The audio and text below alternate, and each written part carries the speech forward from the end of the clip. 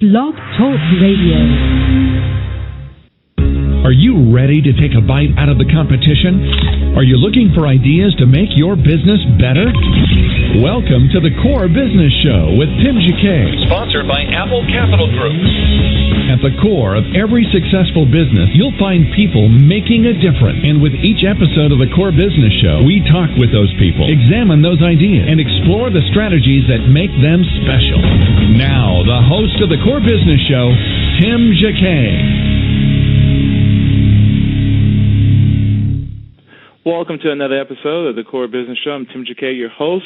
Today I have the pleasure of having Scott Hording. He's a singer, writer, composer from with the Pentatonix from the NBC show The Sing Off. Basically, if you have a question, please call in at 347-324-3460, 347-324-3460. Scott, welcome to the program. Hi. How are you? I'm doing great. Thank you. I really appreciate it. I guess to begin with, kind of tell us the story, where you're from, and how did you get started in music? Well, I'm from Arlington, Texas, and I got started in music. I was just obsessed with it as a young kid. Sister did it too, and I was always trying to emulate what she did. So my mom put me in piano lessons and voice lessons at a really young age, and I just had a passion for it and loved it and never stopped, and I'm still taking voice lessons. And yeah, I just loved it my whole life, so started really young. So when you kind of tell us on the journey, were you in high school choir or a high school band that kind of foster your music? Yeah, well, I always tried to a little bit of everything. Like in elementary school, I did choir and also did band in sixth grade, and then in junior high I did choir. And I did choir, and then I did band and show choir, and then I did jazz band. I just always wanted to. I always was paranoid that I was missing out on something. So I was trying to be involved in as much as I could musically to see what I really liked. And it ended up being singing was what I really liked to do.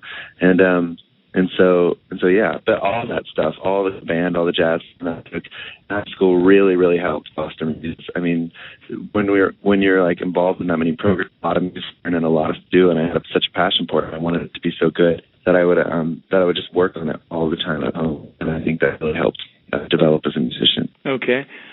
Talk about your musical style. Who influenced you? Who influenced me? My favorite artist is Jasmine Sullivan.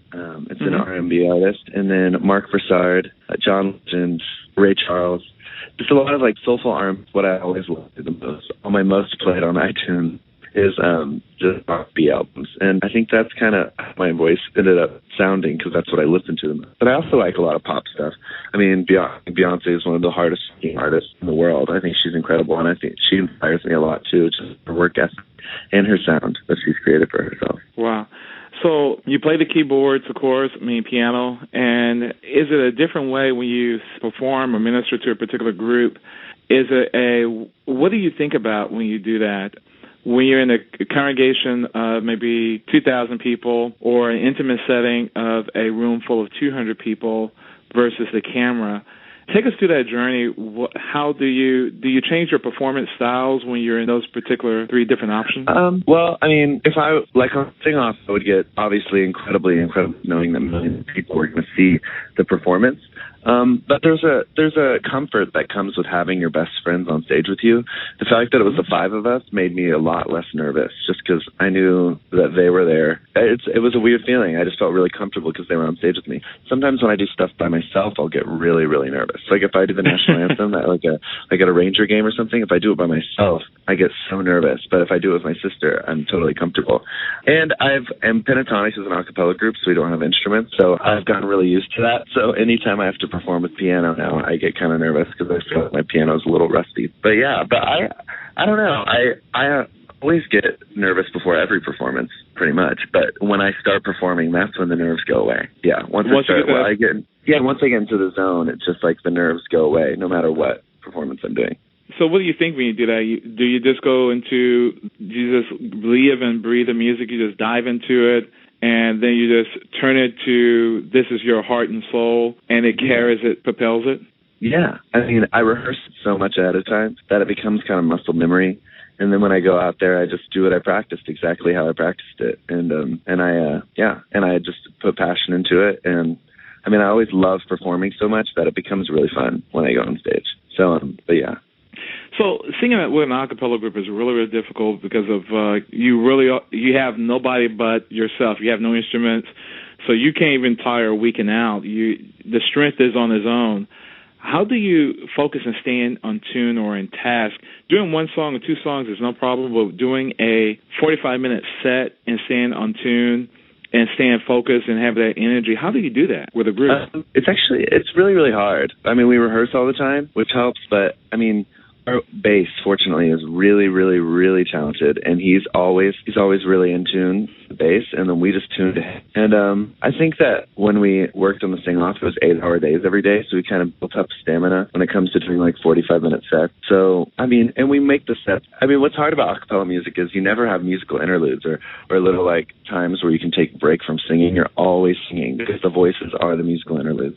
So if you're not doing a solo, you're doing like a da-da, like you're still singing, and so your voice gets really tired. But I feel like we've just practiced so much and we've sung so much that we've gotten used to it. And fortunately, our group doesn't really have that many tuning issues. And we'll make the set. We'll make it to where we have like easy songs and then our hard songs and then like 10 minutes of easy songs and then so we can take breaks. Okay.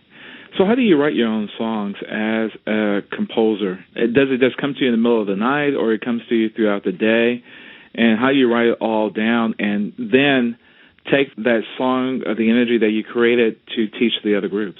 Or you make magic together? Well, it's a little bit of both. Well, inspiration kind of comes to me randomly, like throughout the day or in the middle of the night. I never know. One time it came to me on an airplane when our phones were supposed to be off, but I like had to record the idea, so I secretly turned my phone back on and recorded the idea. But I'll just think of the most random things, the random times of the day. That's really how it works. Musical melodies or something, and I'll record it in my phone, and then I'll go back and kind of flesh the song out. And I always do lyrics last because I like to get the feeling of the melody first, and then I just fill it in with lyrics. Wow. And but everyone does it differently. Some people like do lyrics first and think that's most important. I mean, I think it's all important, but I do lyrics last. But sometimes as a group, we'll just jam. Like our beatboxer will start doing a beat, and then our bass will start singing a bass line, and then we'll just kind of come up with melodies or come up with random things and harmonize them and see if we can come up with something special. But yeah, so both ways were expressed. So how you describe your group's music? I know on the sing-off you guys went to one extreme to another. What is your particular style of music that you and your group enjoys? Well, it's funny because all 5 of us have really different tastes in music and what we listen to, which is kind of cool because I feel like that's what developed our sound as a group. We're kind of this like pop, electronic, soulful group now. Because Mitch, our tenor, listens to like dubstep and electronic music, and he has his whole life. He's really into that and like a bunch of indie stuff. And then Kevin, our beatboxer, listens to classical music. I listen to R&B. Avi listens to like folk music and country music. It's like drastic different tastes in music, but it's really cool because when we're arranging and writing, people bring in different elements of different styles of music, and it kind of creates this hybrid that really works for us. Wow. So when you form your group itself, I've seen some other interviews, how you brought about your group. How did you guys get to the point of when you decided to go on that show? When you thought about going on the show, you auditioned. Can you talk about that process, how you got on the show? I made a trio my senior year of high school. I asked my friend Kirsty and Mitch to do this little trio thing for me, just for YouTube. And it got some attention on YouTube, and people around the school really liked it, so we did a few more videos. And then we all went to college and went separate ways, so the group kind of split up. In college, I joined an a cappella group called SoCal Vocals at USC, University of Southern California. And I loved that a cappella group, and I had so much fun in it. And a lot of people in that a cappella group had been on the show before because SoCal Vocals had been on the show as the SoCals on season 1. And they were like, you should try out with your trio. I mean, I think y'all would really make it. So I called the show, and they said that I had to try out with at least 4 or 5. So one of my friends, Ben Bram, suggested that I find a beatboxer and a bass. So I found a beatboxer and a bass. The beatboxer I found on YouTube, and then the bass I found through a mutual friend, that same friend that told me I should find a beatboxer and a bass. And yeah, I just asked the other 4 if they would like to try out for the show. because I heard it was really fun and it could be a really cool opportunity, and they were all completely down. And so I arranged everything with my friend Ben, and we sent it out. We just sent it out via email. Everyone learned their part, and then we all flew in and we met a day before the audition with our parts learned, and we just sang it, and it worked. Like, everyone knew their part, and it sounded great. And so rehearsal was really easy, and then the next day we went into the audition. And what do you think about how did the audition take? How long did it take? Not too long. They had us sing 3 songs that we had prepared, and then they said, "Can you do a 4th song?" But we honestly didn't have one. And one of the people were like, "Y'all used to be a trio, right? Why don't you do Firework?" And Firework was a song we did as a trio, and we hadn't done it in probably over a year.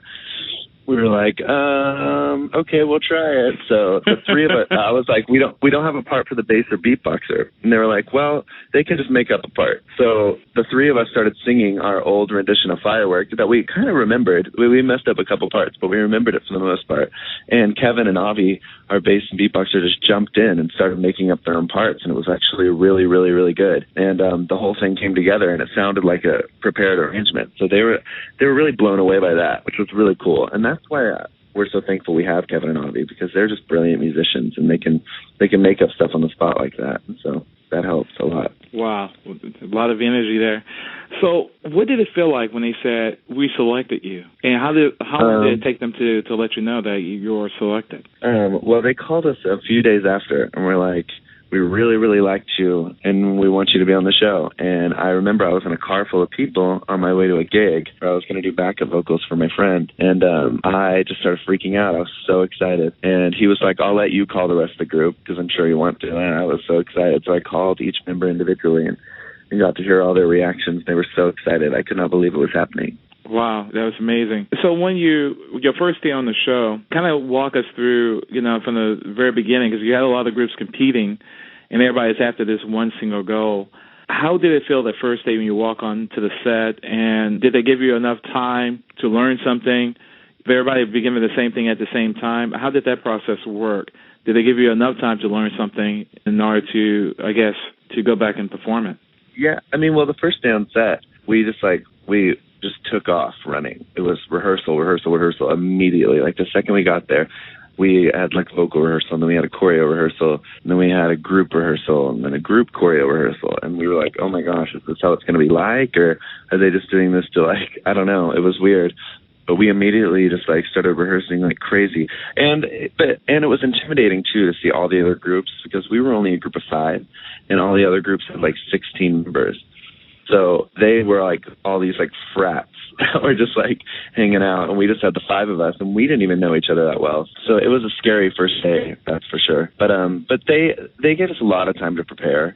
They made us rehearse all the time. So we had plenty of preparation time, just because hours of rehearsal every day. So yeah, that's how that was. And we got close to the other groups. As intimidating as it was, all the groups were really friendly, and we got close to them fast, which was cool. Wow. So how did you function? Singing all day, playing all day is one thing, but singing all day is a huge task. How you guys manage for your voice to handle the stress of singing so much? Well, we would do this thing we called marking it, where we would just sing in falsetto or just sing really lightly and softly while we rehearsed, and we never really did it full out because our arrangements were really high and belty, and we couldn't be singing them 8 hours a day how they're normally supposed to be sung. So we would just sing it in falsetto or just mainly, and then at dress rehearsal or later in the week right before we were going to perform, we would start rehearsing it full out. And so that's how we kind of saved our voices. But even doing that, our voices still got really tired.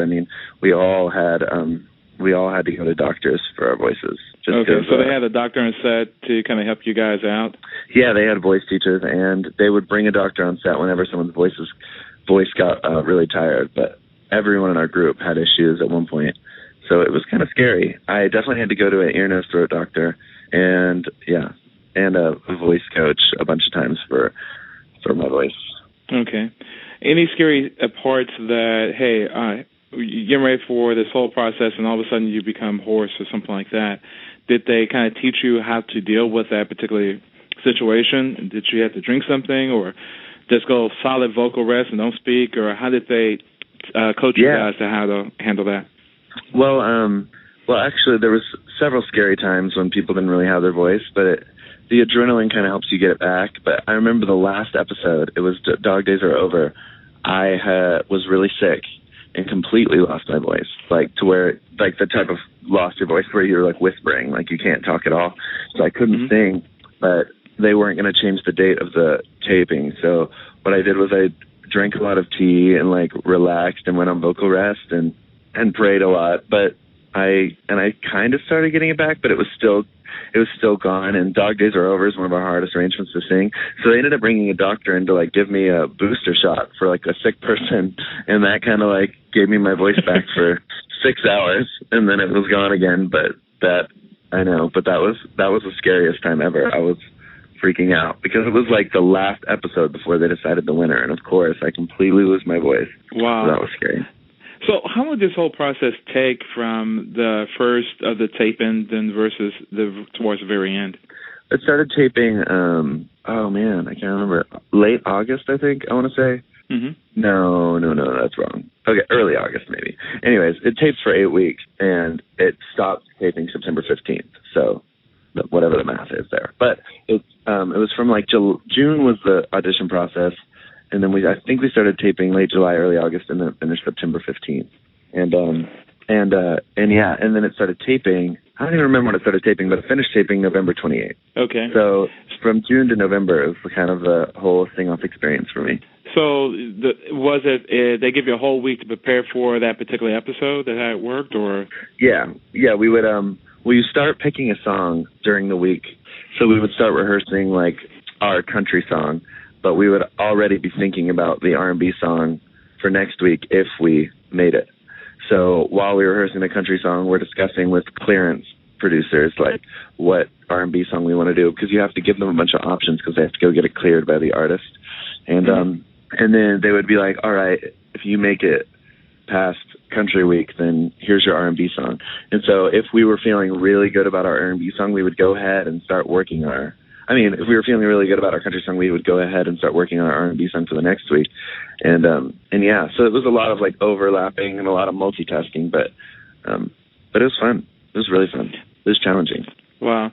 So towards the end, when you're down to the last two episodes, the last two episodes live? I know the last one was, but the last one was live when they announced the winner, and then we did a reunion episode after that was live. Okay. So going towards the very end, now it's down to two people. Did you feel that, hey, we had a great chance of getting towards the end when you start this whole process? Not really. We didn't. After we did E.T., right before we sung E.T., I had no idea that if we were even going to make it past that episode. But then we got really, really good reviews from the judges right after we sang E.T. And so I immediately had a thought like, oh, well, maybe we can hold our own in this competition. Like, we might only be 5 people, but maybe we can do it. And then the week after that, we got some criticism. So it was kind of like, oh, well, maybe we won't last that long, because there were some amazing groups and there were some amazing initial performances too. And so we were really, really nervous. It wasn't until later in the competition where we were like, all right, I think we can make it to the finals. We had confidence that we would make it to the finals at least. But it was really anyone's game to who won, because Afro Blue and Dartmouth Airs and everyone were like really, really, really, really good. And every week was so different. Some people would have amazing weeks, and then we would have a bad week, and then someone would have an amazing week. So you never really know, for sure. Wow. Any moments that really stuck out to you when you went through the whole process? They say, hey, during this process, like you just mentioned, we have a good chance of making it. Any particular scenes that stood out to you in the background with the groups you predict the winner? Or who can be your best, who you're going to end up competing with towards the end? Yeah, there was a couple moments where I was like, oh, wow. I remember when Afro Blue sang American Boy on episode 2, I remember telling Kirsty, I was like, I think they're going to win, or they'll at least make it to the top 2. And then a couple of the Dartmouth Airs when Dartmouth Airs did the Bohemian Rhapsody, or that Queen medley, I thought that they were going to make it to the finals too. So moments like that is when I really got nervous about the competition. But yeah. Is that what you asked? Or did you ask just like you actually answered that. Okay. Okay, cool. And towards the very end, when you were down to the last 2 people, And how did it feel? You had a great chance. You guys say, I have to go take this team out. But how did it feel on stage and with all these people looking that all of a sudden they announced your name? How did you feel? Well, there was just so many emotions that were going in on those final two. First of all, the Dartmouth Airs who were in the final two with us, they were the first group we met on the show when we first came, and they were the only other group that was from our bracket. And so they were like our best friends, so it was crazy to be up there with them, and it just kind of made us all splash back. And then they played this video of our journey on the show and everything we've been through, and then immediately our whole group's in tears because it was like so crazy to watch back our lives changing as it was happening on the show. And it was just the most unreal thing. And then when they announced our name, I just remember my heart dropped. It was insanity. It was the craziest feeling. And the Dartmouth Airs were just so happy for us, and they ran over to us and tackled us, and it was just like, it really was like one of the happiest moments of my life. And I remember they asked me on the show, they're like, how does it feel to be the Sing-Off champions? And I couldn't even answer. I was talking to them, and I just kept stuttering over my words, and I was just like, this is crazy. I can't believe it. Like, I just didn't even have like a winning speech. It was just like a stuttering mess. But it was really an unbelievable experience. Well, that's what people love about reality TV and live TV, because it's unrehearsed. It's just from your heart. What was your guys' swan song? And you never get to use it, but did you have one? Yeah, our swan song was "Bye Bye Bye" by NSYNC, and okay. We had a really really fun version of it. So it was kind of a bittersweet thing that we never got to perform it, but we perform it at our shows now. Wow. So. After winning, what life has been for you and the group since then? It's been a whirlwind. It really has. We all moved to LA, and that's where we're based now. And on almost every weekend, we have a gig somewhere. Like, we'll go to New Jersey, we'll go to Boston, and it's a lot of traveling to the East Coast on the weekends. And then during the week, we're putting together an EP, and so we'll arrange and record and write for that. And then we'll try to make a YouTube video here and there, so we can keep material out to all our fans. And yeah, but it's a constant thing, and it's a lot of, and the music business I've been learning a lot about record labels, and a lot about ASCAP and BMI and all that stuff and how it all works. And so it's been an enlightening, insane experience, but super fun. It's a dream come true. This is what I've always wanted to do my whole life, and now it's happening. Wow. And you never realized this being in high school, that you would be in the position you are in today. Right. I never would have guessed that in a million years. Wow. So it really is a gift. So how, in the business sense, the last few questions, how are you able to handle the business itself? You have to pick a publicist, you have to pick a business manager to do things for you. Now you guys are operating as a business. How do you transition to that, and how do you pick people that you can trust to represent you on your behalf? It's a scary thing. The first thing we did was pick a manager, and Sony kind of helped us find managers to interview, and a couple managers approached us too. So we sat down with them, interviewed them face to face, and kind of looked at what they had done in the past and their successes, and just kind of like hung out with them, just kind of get a feel. And we really had a really good vibe from the manager we have now. His name's Jonathan, and he's a great manager, and he kind of helped us find all of the other parts of the puzzle too. And we're also working with this guy named Bill Dorfman, Dr. Bill Dorfman. He's a dentist, and but he's like a really successful businessman, and he has a bunch of businesses, and he knows a bunch of lawyers and publicists and stuff, and he's helped us a lot too. And just like we kind of are getting this team around us that we really, really trust, and they helped us find an incredible lawyer, and we love them, an incredible publicist. Our business manager is awesome, and so it's been exciting. It was kind of a scary process because your team is the most important part of your career. You have to have an incredible team around you. So it was a scary process. But so when you're dealing with Sony, was it really easy they've been holding you by the hand, and you guys have started working on your album yet? Yeah, we're under Sony Madison Gate now, and we are working on an EP, so a 6-song EP. And we're 5 songs in. We have 1 song left. We've already written it. It's one of the originals. It's a song Avi wrote. And now we just have to lay down the parts, get it mixed, mastered, and then do artwork. And it'll be out. So it should be out pretty soon, within the next month, I think. Oh, wow, they're quick. Yeah. And any advice that you would give someone who's looking at going this path, going to the show, number one, and number two, any advice that you would give them once they do land a contract, what do they need to do? Besides, hire your manager, and what they need to look for, if that makes sense. Yeah.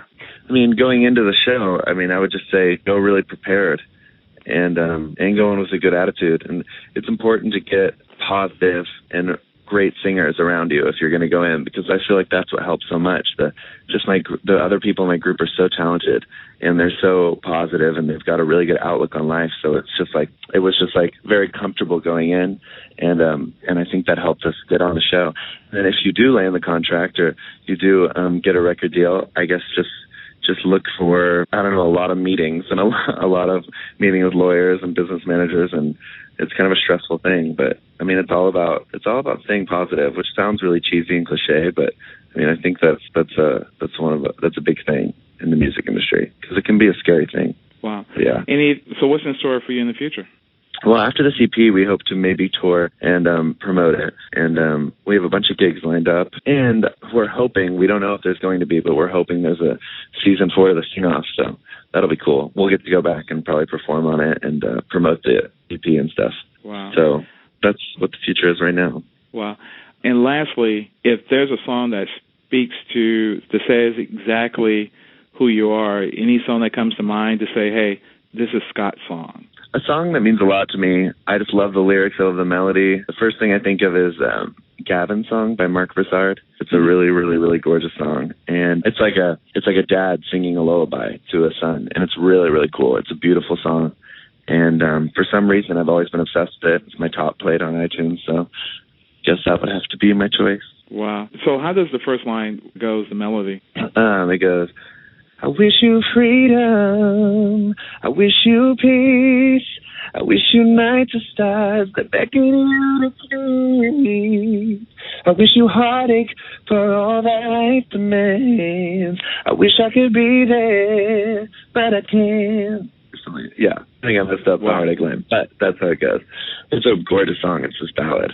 Wow, that's your song. That speaks to you and kind of describes who you are. Well, Scott, I really appreciate you coming onto the program. Thank you so much. Of course. Thank you for having me. Okay. Well, again, Scott Harding, thank you again from Arlington, Texas. Appreciate it, and I wish you the very best. Thanks so much. Okay, take care. This has been another production. Thank you. Talk to you later. This has been another production of The Core Business Show. Tim Jacquet. You can download this episode on iTunes or Blog Talk Radio. Take care and have a great day. Thank you.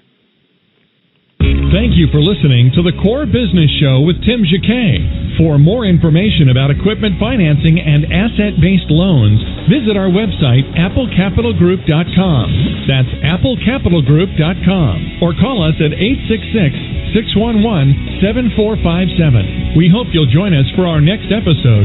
And remember, you can always get to the core via iTunes. You'll find all our previous episodes there. And thanks again for listening to The Core Business Show with Tim Jacquet.